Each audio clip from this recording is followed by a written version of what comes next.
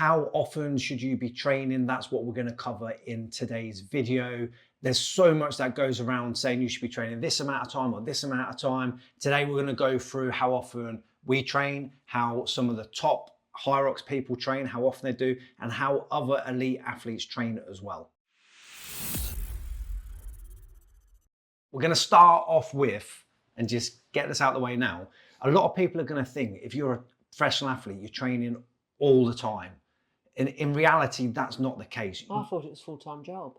It is a full-time job because a big part of that full-time job is how to recover from it. So that's part of what makes it a full-time job, rather than you're then training 9 till 5, doing a 40-hour week, working as a pro athlete and training for 40 hours. Even the top athletes aren't doing that. And I think what's quite interesting, you'll hear someone like, I think Hunter says he trains 18, 20 odd hours a week. And then you'll hear Alex, who's just won the world championship, he'll say he trains 7 hours a week.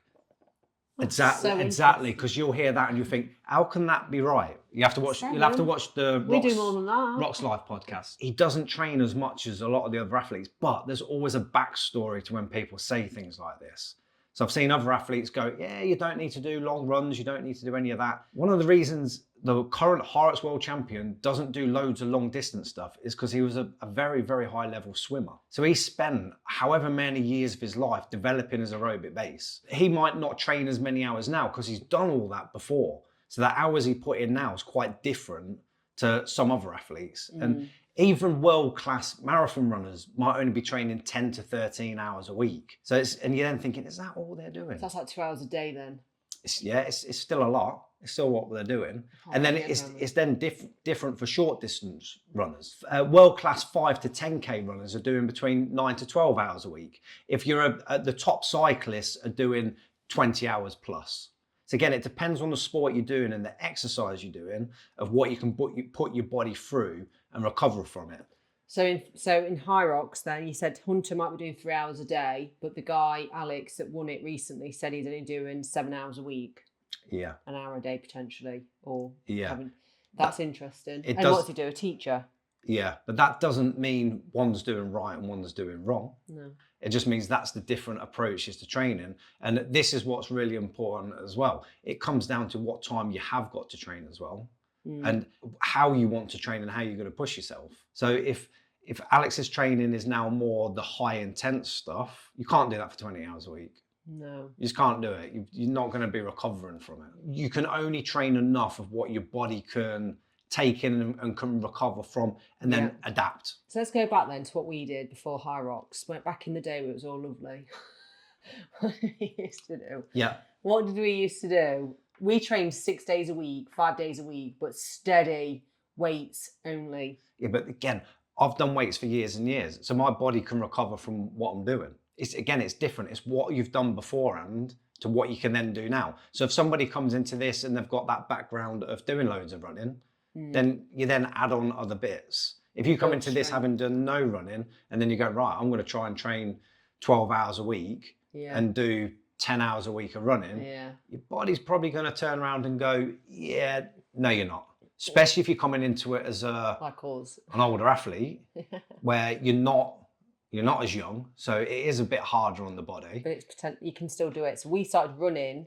So we had more of a weights background. I did up to 5K once upon a time in my early 20s, and a lot of boot camps and hits at the gym. You never did any of that, did you? No, but I did a lot of boxing when I was younger.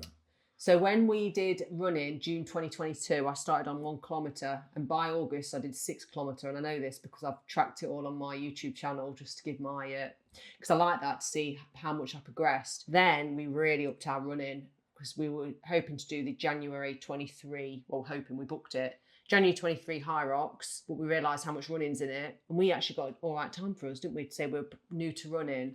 But training-wise, it was a shock to the system. And I don't think it hit us until a year later where we're like, oh my God, we're tired now. We started getting little injuries and niggles, which we had a few injuries and niggles along the way. Any training but we struggled to recover because my background's owning a business, sitting on my bum all day, basically. No, I own a gym, but I don't do any personal training anymore. But the beauty of this, what you're doing as well, sorry, just jump in there, you trained footballers to be better athletes, didn't you? So that works for us being better at Hyrox. Yeah, so I've got a background of sports science and other stuff and training people. How often should you train? Will then be, what have you done before? What's your background? What can you recover from? If you're training once a week, you're not going to get anywhere. No. Twice a week, you're not really going to improve. In 3 times a week, you can probably start to see things changing. But with the thing is, with something like Hyrox, when you're trying to develop your running, your strength, your endurance, your aerobic base, your speeds, there's a lot of things to develop. So to try and develop all of them just training 3 times a week, it's going to be difficult. Our current training is 5 to 6 days a week. Mine's 5. So I have Wednesday and Sunday off. I don't even know, sometimes I think, is that even enough?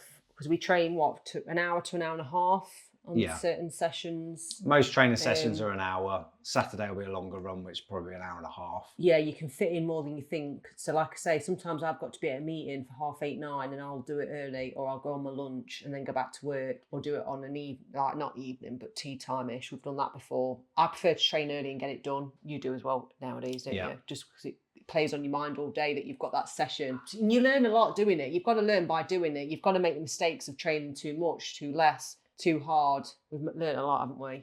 Yeah, you say it comes back to that recovery point. If you're doing 5 sessions a week and they're all really hard, all that happens is none of those sessions really become hard because your body never recovers. So what then should feel easy, you then all of a sudden go in, this feels difficult. And then it all blends into going, all my training's difficult, but it's not. I'm interested to know, comment below, if you're watching this, how many hours a week you train and whereabouts you do in Hyrox competition. There's different models for training as well. So some will say that you should do like an 80-20 split, 80% more of your zone 2 style stuff, 20% more high intensity stuff. Again, that will come down to what time you've got to train. If you've got more hours to train, you can add in more of that zone 2 style training. And again, that still only comes down to if you can recover for it.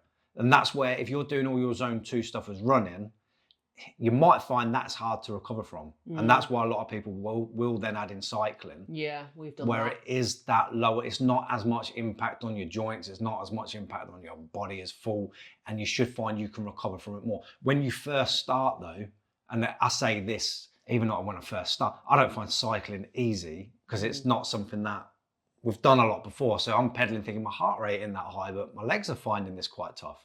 So then all of a sudden you're going, okay, you need to get a bit better at cycling and endurance in your legs before you can then look at your heart rate and go, okay, I can keep it at this amount. So at the moment, if I try to keep my heart rate even at 140 on a bike, I'm going to find that tough to do. So mine on the bike is probably 130. And the more you get into it, you then look at your wattage, and then that becomes really interesting. Because you go, okay, I'm such a low level cyclist that my wattage that I can create at this level is so low, but that's what I can do. And that's the same if you're doing some of your zone 2 stuff. You might not be able to do it running. You might have to walk.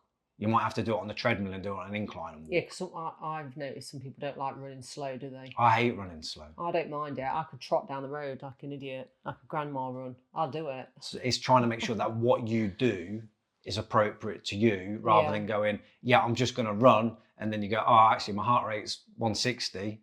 And for my zone 2, I need it to be at 140, just for an example. You then need to look at it and go, when you're doing those runs, they're not easy runs anymore.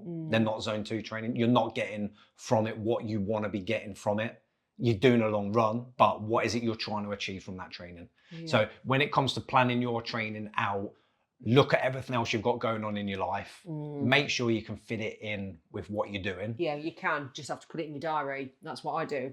You'll manage it better if you see it in your diary, because that makes me go more. And then prioritise recovering from what you're doing. Even if you're going, but I'm only training 5 hours a week. Yeah, but if you're training 5 hours a week, doing a full-time job, running around after kids, this, all of a sudden, that then becomes a lot of stress on you and your body, and it's harder to recover from. And whether that's doing 4 hours a week, whether that's doing 3 hours a week, 6 we can fit in, whether you're at that point where you're going, well, I'm doing 6 hours a week, should I be doing more? Yeah.